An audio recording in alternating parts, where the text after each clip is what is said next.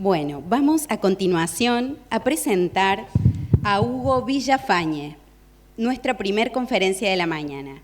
Hugo Villafañe es médico general y de familia, profesor universitario y especialista en salud social y comunitaria. A lo largo de su trayectoria, ha integrado la práctica clínica, la docencia y la investigación con un fuerte enfoque en innovación tecnológica aplicada a la salud. Ha liderado diferentes emprendimientos orientados al disease management, impulsando soluciones que combinan seguimiento clínico, análisis de datos y transformación digital. Es además director de la carrera de Medicina en la Universidad Católica de Córdoba y director médico de Motivia, una startup enfocada en mejorar la adherencia de pacientes en programas de prevención y manejo de enfermedades crónicas. Un gusto tenerlo con nosotros. Hugo, por favor, lo esperamos en el escenario para dar su presentación, El paciente como centro del sistema sanitario. Bueno, buenos días, muchas gracias. Bueno, primero agradecer a todas las autoridades de AGOS, la verdad, por confiar en mí para comenzar con esta primera disertación en lo que es la jornada, con este título, ¿no? Estamos hablando de gestión y hoy en día, como un poco también dijo recién Agustín, tenemos que poner al paciente en el centro, ¿no? Es algo que decimos mucho, que escuchamos mucho y demás, pero hay que ver cómo llevamos a la práctica esto de llevar procesos que están muchas veces dirigidos con indicadores, ¿no? que a veces se olvidan un poco del paciente. Y bueno, esta primera disertación entonces va a tener que ver con esto, es lo que me han pedido, cómo trabajamos para optimizar la experiencia del paciente y sobre todo por qué. ¿Por qué tenemos que optimizar la experiencia del paciente? Brevemente, para presentar, más allá de lo que me hicieron recién como pequeño resumen, yo siempre he estado muy interesado, soy médico de familia de origen, he trabajado en medicina asistencial en el principio, pero hace ya más de 20 años que dejé la medicina asistencial. Primero pasé a la gestión y luego encontré este nicho de la tecnología, ¿no? Donde uno ve que realmente la tecnología es uno de los drivers que hace, como también dijo Agustín, es uno de los drivers que hace que cambien las cosas. Muchas veces la tecnología nos empieza a obligar, sobre todo en estas épocas donde la tecnología parece cada vez con un ritmo más desenfrenado, nos obliga a cambiar. Y de alguna manera, por mi formación, yo siempre he estado como muy orientado a lo que es salud pública, ¿no? De lo que es la población en sí, qué cosas necesita nuestra población para mejorar sus indicadores de salud y qué tenemos que hacer nosotros, los que estamos en puestos de gestión, para favorecer esto. Y creo que la tecnología entonces es muy importante para ello. Y en general siempre pasa algo que es como que nos está apurando, ¿no? O sea, yo creo que en la historia siempre hay cosas que hacen que nos obliguen un poco a decir, bueno, tenemos que ocuparnos de este tema.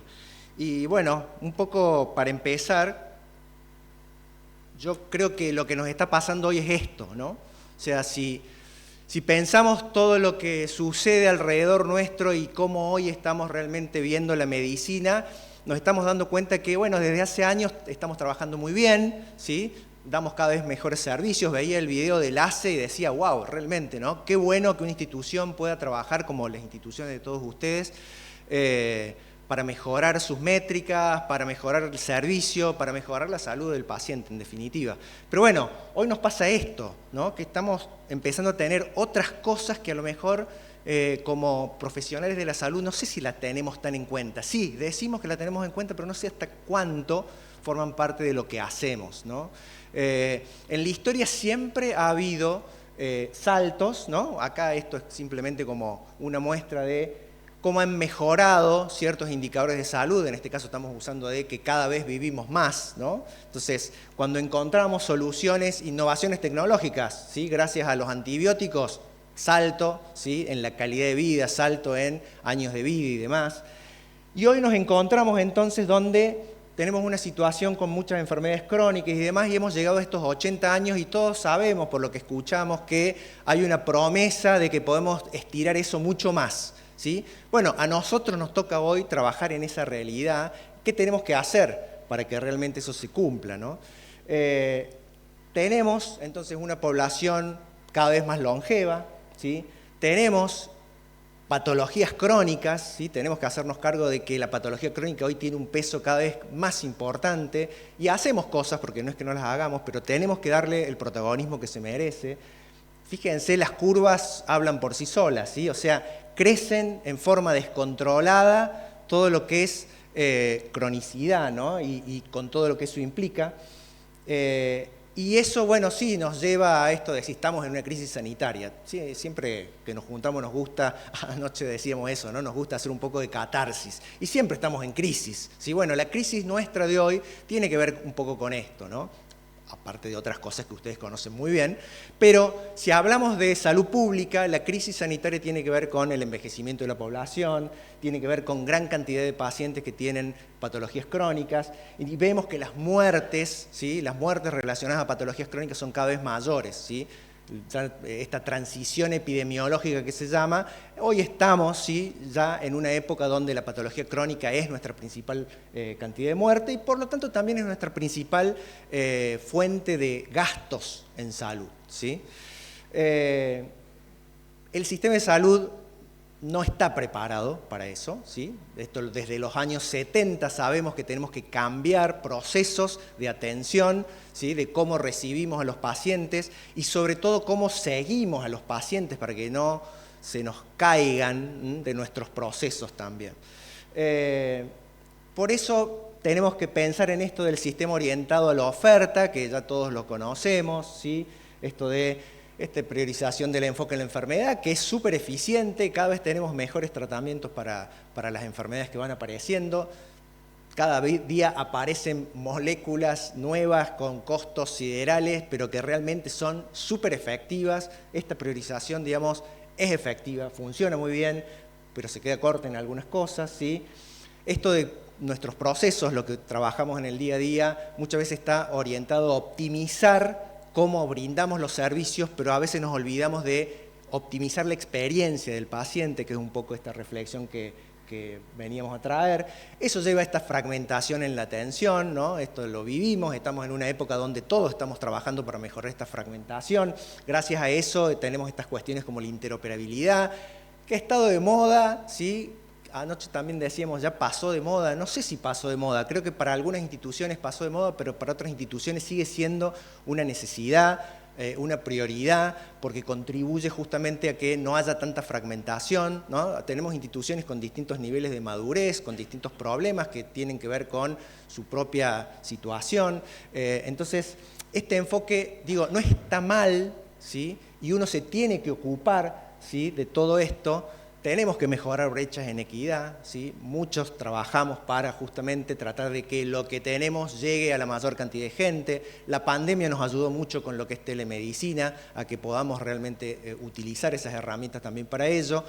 Todo esto hay que trabajarlo, pero no alcanza, ¿sí? Y cada una de sus instituciones tendrá diferentes niveles de madurez para saber qué tengo que ocuparme de esto, pero qué otras cosas también tengo que empezar a ver, ¿sí? Como para ayornarme a la situación que tiene la población.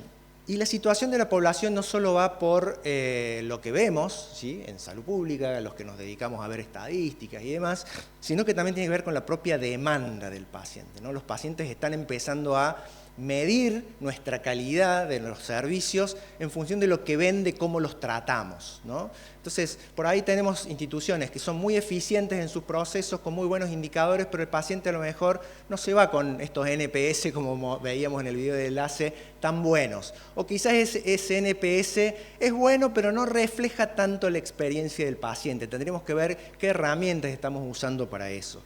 Entonces, bueno, tenemos que pensar de ¿qué otras cosas podemos hacer para poner al paciente en el centro? Para empezar a considerar al paciente de otra manera, ¿sí? Que es esta demanda que estamos teniendo hoy.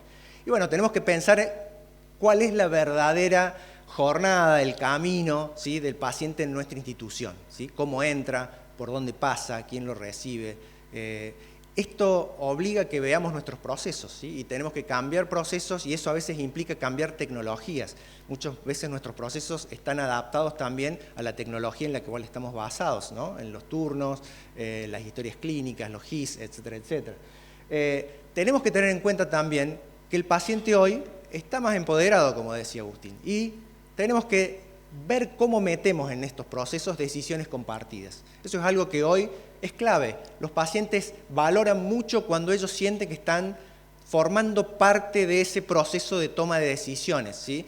Todos sabemos que hay cuestiones de personalidad, que hay pacientes que les gusta, doctor, lo que usted diga, ¿sí? Pero hay pacientes, y cada vez más, y es sobre todo en las nuevas generaciones, que llegan con un conocimiento muy importante de su patología, con un conocimiento muy importante de las opciones diagnósticas y terapéuticas, por lo tanto se sienten capacitados para tomar decisiones. Y eso a veces es un desafío también para nosotros que formamos en la academia a los nuevos profesionales, de cómo enseñarles a que ayuden a los pacientes a tomar decisiones, a compartir esas decisiones con los pacientes, pero la institución también tiene que tener procesos que permitan esto, ¿sí? Que ayude al profesional a que pueda proponer estas decisiones compartidas porque los procesos lo permiten, ¿sí? Las métricas, lo que decíamos recién, nuestras métricas, trabajamos, van cambiando también, hay modas, ¿sí? Distintas modas de qué tipos de métricas tenemos que usar para medirnos. Bueno, ¿qué métricas podemos usar para saber que estamos teniendo al paciente como un protagonista de nuestros procesos, ¿sí? Enfoque preventivo, ¿sí? Cuando hablamos de la situación esta epidemiológica, patología crónica es algo que generalmente llegamos tarde y si vamos con el enfoque curativo, bueno, hacemos lo que podemos, pero sabemos que el enfoque preventivo tiene mucha más, digamos, relevancia en este tipo de patologías. ¿Cómo incorporamos el enfoque preventivo en nuestra institución? ¿Qué procesos incluimos para el enfoque preventivo? El enfoque preventivo aparte es algo que requiere ser proactivo, requiere ir a captar al paciente, ¿sí? Requiere que no estemos sentados esperando y el que quiere prevenir le damos algo buenísimo, ¿no? Nosotros como instituciones prestadoras, ¿podemos hacer algo para ir a buscar a los pacientes?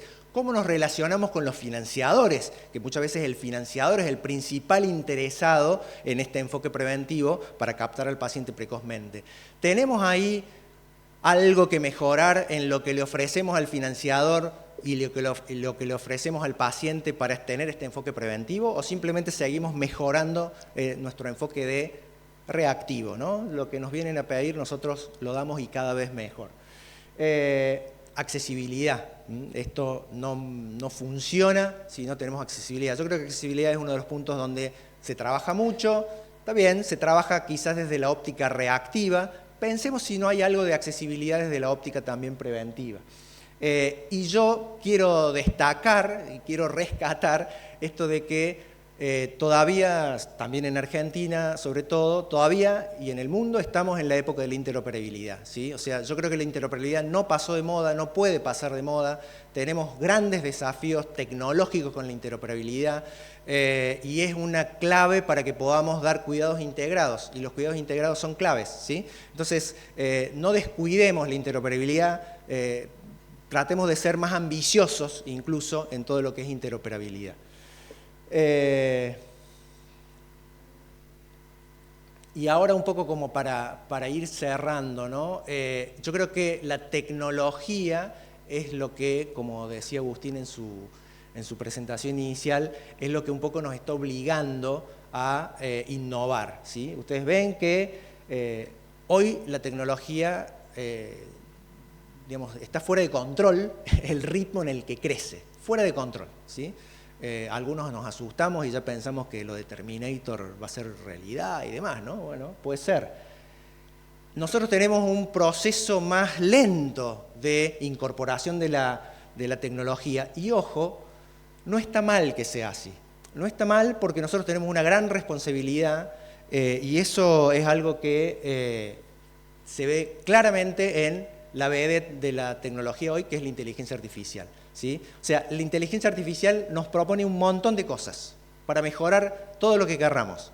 Nuestros procesos con agentes, diagnósticos, tratamientos, y realmente tenemos que adoptar inteligencia artificial, es una herramienta súper valiosa, pero tenemos que también tener en cuenta que nuestra industria es una industria que tiene una tolerancia al error que no es la misma que la de otras industrias. Y muchas veces los gurús o los que tienen acceso a dar mensajes, ¿no?, sobre esto de inteligencia artificial son muy optimistas, y está muy bien que sean optimistas. Realmente uno cuando ve lo que puede hacer la inteligencia artificial se sorprende, pero nosotros tenemos que ser muy cuidadosos. Tenemos que ser cuidadosos. Hay un concepto que dos de las personas que manejan inteligencia artificial en Google ponen, que es esto de la inteligencia artificial dentada, le dicen ellos, no me acuerdo ahora cómo es en inglés. ¿Dentada por qué? Porque cuando uno ve inteligencia artificial y se mete, primero se entusiasma, pero después cae el entusiasmo porque ve que, no, pero mira todos los errores que tiene, alucina, ¿no? ¿Se acuerdan cuando recién empezó? Todos estamos contentos, mira qué bueno, le hago la pregunta de investigación o la pregunta mía clínica y me trae la respuesta con toda la bibliografía, y después nos damos cuenta que alucinaba y que los papers que nos citaban no existían en realidad. Y lo van corrigiendo, ¿sí? Pero subimos, bajamos. Eso pasa en la inteligencia artificial hoy porque es una tecnología en desarrollo, ¿sí? Y por el propio método de desarrollo de esa tecnología, necesariamente hay que entrenarla, está basada en datos, depende del dato que le doy, corrijo un poco el dato, la tengo que reentrenar en algunos casos según el tipo de tecnología y demás. Vemos que hay como esta indentación en lo que nosotros vemos como útil de la tecnología. Está claro que es útil, pero tenemos que ser muy cuidadosos a la hora de incorporarla, ¿sí? Y ahí yo les quiero dejar como dos conceptos importantes. Uno es el concepto de la explicabilidad. ¿Explicabilidad qué significa? Para nosotros en salud es muy importante que lo que usemos como tecnología esté suficientemente fundamentado en evidencia, ¿sí? Ciencia. Todos sabemos que tenemos que trabajar con medicina basada en la evidencia, no podemos hacer cosas que no estemos seguros de que están bien y que no dañan al paciente por sobre todo. La explicabilidad es el concepto que dice que esa máquina de inteligencia artificial es claramente entendible cómo funciona, ¿sí? ¿Por qué? Porque los agentes, le pongo un ejemplo, los agentes son cajas negras, ¿sí? El agente está entrenado de cierta forma, pero es una caja negra, yo no sé muy bien cómo funciona. Para saber cómo funciona yo tendría que buscar otro tipo a lo mejor de inteligencia artificial. No quiere decir que la gente no sirva, la gente nos sirve mucho, pero ¿para qué nos sirve la gente? Tenemos que elegirlo para cosas que sirvan en salud, ¿sí? Para otros tipos de procesos, a lo mejor donde hay, sí, decisiones médicas, esto de soporte de la toma de decisiones, diagnóstico, ni hablar, etcétera, etcétera, tenemos que pensar que lo que elegimos tenga explicabilidad. Es muy importante. Por supuesto que eso lo hacemos apoyados en gente que sabe del tema y demás. Y lo otro es esto, ¿no? Conocer un poco también los distintos tipos de inteligencia artificial. Hoy están de moda los agentes. ¿Por qué? Porque son algo rápido que se puede poner, es algo, digamos, muy... Pensamos en lo utilitario, me resuelve este problema, ¿sí? Pero bueno, es como una máquina que no sabemos muy bien cómo funciona, no sabemos muy bien cuál es cuál es la variable que va a generar el error, ¿sí?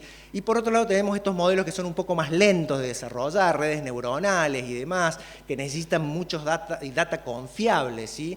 Si yo entreno un modelo con data que no es tan confiable, voy a tener resultados que no son tan confiables. Eso nos obliga de nuevo como actores a la hora de elegir este tipo de tecnologías, estar alertas al menos. Entonces está bien que nuestra curva de innovación tenga cierto cuidado, ¿sí? Es logarítmico la tecnología que nos ofrecen, bárbaro, pero nosotros tenemos que pisar sobre seguro. Yo creo que eso es importante que lo tengamos en cuenta para cualquier tecnología que tengamos. Y por otro lado, el concepto para transmitirles que quería con respecto a la tecnología es que la realidad epidemiológica está siendo acompañada por la tecnología. ¿Por qué? Porque la tecnología, por cuestiones comerciales, lógicamente, va buscando los nichos que sabe que tiene espacio, ¿sí?, para desarrollarse. Fíjense, este gráfico, no sé si llegan a ver desde lejos, pero bueno, el gráfico de la izquierda son las aplicaciones de salud, ¿sí?, que tenemos hoy, clasificadas por enfermedad. Esto es un informe, ahí abajo, un informe de IQVIA, búsquenlo, está disponible en internet, muy interesante a los que les guste la tecnología, pero yo traje este grafiquito como para que vean esto, ¿no? O sea, fíjense de 2015 que está a la izquierda a 2015 a 2024, en este caso, fíjense cómo lo azul se refiere a aplicaciones que tienen que ver con dieta, ejercicio, estilo de vida, si se quiere, pero orientadas a eso. Y lo que está en verde acá arriba son aplicaciones que tienen que ver con más procesos sanitarios, ¿no? Patologías crónicas, aplicaciones las más, digamos, populares, que originalmente fueron aplicaciones para diabéticos y demás. Fíjense cómo en estos 10 años ha ido cambiando el perfil de cómo la industria está promoviendo aplicaciones. Ya la mitad de las aplicaciones están dedicadas a patologías crónicas o a procesos que tienen que ver con la patología crónica y menos a lo que es estilo de vida, o sea que están más orientadas a nosotros, no tanto al usuario final, ¿sí? Como empezamos al principio, que queríamos que el usuario aprovechar, el usuario que se cuida y demás, entonces le decíamos los pasos, le mostramos su frecuencia cardíaca, el reloj, todo lo que nosotros hacemos hoy. Pero la industria está empezando a ver que hay una necesidad por la patología crónica y cada vez ganamos más espacio en cantidad de herramientas que tenemos nosotros disponibles para utilizar. Los pacientes las conocen, muchos pacientes la utilizan, por supuesto que los pacientes que la utilizan son early adopters, ¿sí? No es la gran mayoría.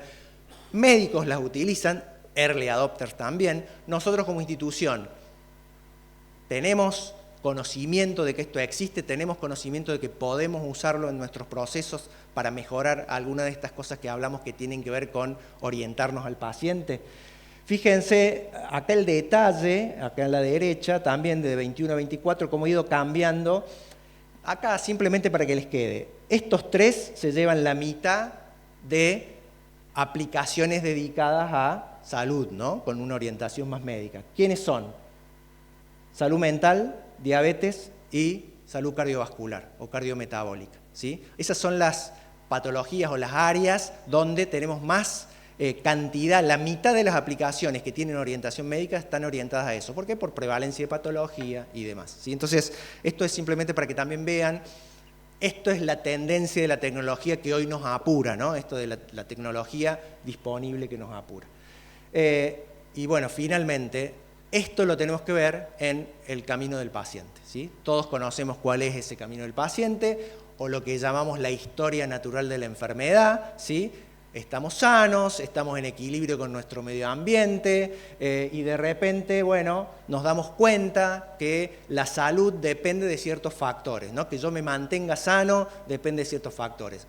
Nuestros pacientes, algunos se dan cuenta antes, otros se dan cuenta después, nosotros lo conocemos, es parte del sistema de salud ayudar al paciente a que se dé cuenta, ¿sí? Lo antes posible de que tiene que cuidarse, de que tiene que tener un estilo de vida sano, etcétera, etcétera.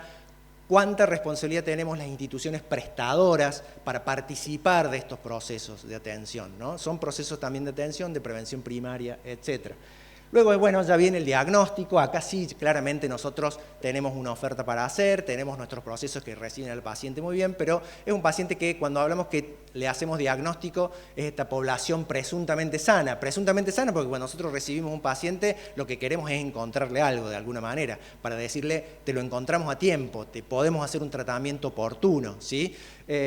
Bueno, diagnóstico no vamos a decir que tenemos un montón de cosas para hacer, tratamiento un montón de cosas para hacer, somos muy buenos en eso, lo quiero reiterar, está muy bueno que trabajemos en eso, pero no nos olvidemos de que después ese paciente crónico es un paciente que cuando le dimos el diagnóstico le estamos diciendo este tratamiento lo vas a tener de por vida, hay patologías que las diagnosticamos cada vez más precozmente, 18, 20 años, son pacientes que van a estar bajo nuestro cuidado por 60, 80 años, ¿por qué no? ¿Sí? Y son pacientes que nosotros como instituciones también tenemos que pensar en esos procesos, ¿sí? Cómo facilitamos al paciente que pueda hacer ese seguimiento, ¿sí?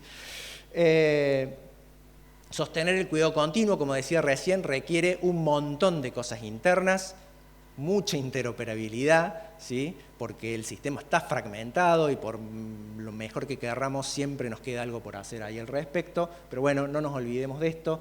Y bueno, para finalizar no puedo dejar de pasar un poco en qué estoy trabajando yo ahora. Yo soy parte de esta startup que es Motivia. Trabajamos en un modelo de adherencia, ¿sí? Estamos enfocados en esto de ayudar a las instituciones, ayudar a los pacientes, ayudar a los financiadores a que los pacientes cumplan ese ciclo de vida mejor. Lo hacemos con una plataforma que lo que busca es que todas estas guías clínicas, todos estos estos mapas de procesos que sabemos que nos ayudan a trabajar bien, de alguna manera el paciente los pueda vivir de una, digamos, más fácilmente, ¿no? Que el paciente realmente lo pueda hacer bien. Y bueno, lo hacemos con ciencias del comportamiento, eso es lo que principalmente usamos. Usamos gamificación, ¿sí? Esto de ponerle juegos y demás. Y usamos inteligencia artificial, sí, con modelos de desarrollo propio. Somos muy cuidadosos en esto que les decía recién, de cómo desarrollamos nuestros motores. Así que bueno, de alguna manera lo que quería transmitir, como para empezar las charlas que tenemos hoy, es esto. Sí, la tecnología hoy es la que nos apura, hay mucha tecnología para que usemos, esa es la tecnología que tenemos, inteligencia artificial como vedette, pero hay muchas aplicaciones, mucho software para patologías crónicas. Y bueno, ¿cuál es el rol que quiere tener una institución? ¿Cuál es el rol que tiene este tipo de procesos particulares que requiere una patología crónica en las instituciones hoy? Les dejo eso como reflexión, seguramente el resto de las disertaciones van a girar un poco también alrededor de esto, cómo ponemos entonces al paciente en el centro. Muchas gracias. Te solicitamos permanecer unos minutos más en el escenario. Muchas gracias, muy interesante poner el paciente en el centro, nos queda resonando. Los invitamos a nuestro auditorio a realizar alguna pregunta, alguna consulta. Tenemos acá quienes les pueden acercar el micrófono. Si quieren yo puedo romper un poco el hielo hasta que se animen. Bueno, ¿podrías, Hugo, comentarnos cómo puede, por ejemplo, una clínica pequeña del interior sumarse a una mejora tecnológica? Bueno, hay mucho para hablar de eso, ¿no? Yo creo que hay una gran variedad de oferta de tecnologías que se adapta a los distintos settings, digamos, ¿no? Obviamente que lo primero es pensar en un GIS, ¿no? Un GIS sería una historia clínica electrónica, pero una historia clínica electrónica que puede tener distintas capas de complejidad. Todas las instituciones hoy están pasando del papel a lo digital en lo que es registros, al menos registros clínicos. Pequeñas instituciones del interior pueden comenzar, creo que es el primer paso natural. Muchas veces el primer paso también lo dan otros sistemas que vienen a lo mejor acompañando otra tecnología, ¿no? Nos pasa que a veces compramos un dispositivo para el servicio de imágenes y viene acompañado ya de software, y a veces el primer software en una institución no tiene que ver con la historia clínica, sino con imágenes, laboratorio y demás. Pero bueno, yo creo que pensando sí en ordenar nuestros procesos y demás, una clínica pequeña del interior tendría que empezar con un GIS. Y después, bueno, hay una gran variedad de etapas en todo lo que uno puede ir incorporando para mejorar procesos. Un poco, sí quiero llegar a la etapa de hoy, ¿no? Entonces, en la etapa de hoy que estamos pensando en el paciente, yo creo que lo más importante es pensar de la tecnología que tenemos en nuestras instituciones, qué cosas se pueden conectar con el paciente, porque el paciente hoy, una gran cantidad de pacientes está generando información útil para nuestros procesos, ¿sí? Procesos clínicos principalmente, pero esos procesos clínicos también están atados a procesos administrativos. Cuando uno habla de adherencia está pensando, sí, uno piensa en el medicamento, adherencia. ¿Por qué nos interesa la adherencia si lo veo simplemente desde mi punto de vista como laboratorio, comercial incluso? Bueno, no es lo mismo un paciente que me consume 30 comprimidos a que se olvida 10 y me consume 20. ¿Sí? Vendo más comprimidos. No es lo mismo el paciente que viene a todos los controles, que me está consumiendo, digamos, 6 consultas anuales, al que me consume 3, 2 o 1 y no vuelve nunca más, ¿sí? Entonces, la información que genera hoy el paciente en su casa nos permite meternos con nuestros procesos en ese tipo de cosas, que tienen que ver con el beneficio para el paciente por su patología crónica, pero también tiene que ver con el beneficio para el sistema de salud en cuanto a el ojo del prestador y ni hablar el ojo del financiador. Claro, la importancia, ¿no?, de leer los datos, de poder tener esa inteligencia de la información. Bueno, muchas oportunidades, te diste un pantallazo por todo el proceso. ¿Alguien más se suma a alguna pregunta? Ahí. Adelante. Sí, ¿qué tal? Buenos días. Por acá en la punta, sí. Hugo, escuché con mucho énfasis hablar de interoperabilidad y la verdad que comparto plenamente con vos ese concepto porque es fundamental para cualquier proyecto de IA o lo que fuera, digamos, esa interoperabilidad, ¿no? Te quería preguntar, digamos, en Motivia, ¿cuáles son los estándares justamente de salud que recomiendan o que ustedes utilizan, digamos, y que nos pueden mencionar que son aplicables tanto para la interoperabilidad sintáctica como semántica? No sé si usan algo en cuanto a seguridad, lo que nos puedas contar en cuanto a estándares, digamos, ¿no? ¿Y qué pensás, digamos, justamente de la utilización de los estándares de salud para interoperabilidad, cómo se están desarrollando aquí en nuestro país, en nuestra provincia y bueno, en nuestro país, si podés también explayarte un poco más? Bueno, da para un congreso de interoperabilidad eso, ¿no? A ver, yo creo que los estándares están claros, ¿no? Los estándares que la industria hoy tiene, estamos hablando de FHIR, HL7, etcétera, y cuando hablamos de semántica, bueno, también, ¿no? Es NoMCT, etcétera, etcétera. Es difícil, ¿no? Para nosotros es muy divertido, es muy desafiante poner esto cuando nosotros, en nuestro caso ahora ya estoy hablando de Motivia, ¿no?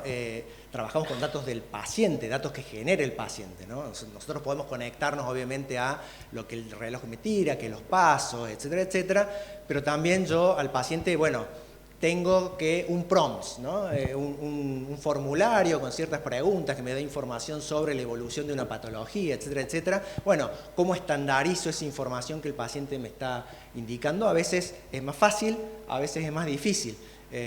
Nosotros podemos personalizar incluso qué le preguntamos al paciente, entonces hay cosas que el paciente las dice en forma, digamos, con sus propias palabras, ¿no? Entonces ahí creo que sí tiene un papel muy importante la inteligencia artificial. Hay empresas, WOA es una de ellas, ¿sí? También es una startup que está trabajando mucho en esto de cómo estandarizamos con las distintas opciones que tenemos hoy para usar estándares, ¿no? En los distintos tipos de datos, justamente. Cuando el dato es un dato organizado, sistematizado, ¿no? Y un dato por ahí un poquito más libre. Ahí creo que la inteligencia artificial tiene un rol. Creo que, de nuevo, aprovecho la pregunta para decirte que el desafío que tenemos en salud es usar métodos de inteligencia artificial que nos den confianza. Esta explicabilidad que decía, ¿no? Y esto habla de que yo quizás para eso no puedo usar un agente, o me arriesgo mucho. O sea, el LLM es buenísimo, pero el LLM no deja de ser un predictor de texto, ¿sí? O sea, LLM significa lenguaje, ¿no? Modelo de lenguaje. Entonces, lo que hace el modelo de lenguaje tiene 1.000.000 de opciones y decir, bueno, cuando viene esta palabra, después viene esta otra, se puede equivocar, ¿sí? Técnicamente en una decisión clínica de lo que está diciendo el paciente cuando estoy traduciendo ese texto. Entonces, ahí se usan muchos métodos que usan esto de taguear, ¿no? O sea, que hay una persona que está mirando lo que hizo ese modelo y está tagueando para decirle esto está bien, esto está mal. Acá, ejemplo, acá identificaste que este paciente tiene problemas para tomar su medicación porque, no sé, problemas de organización.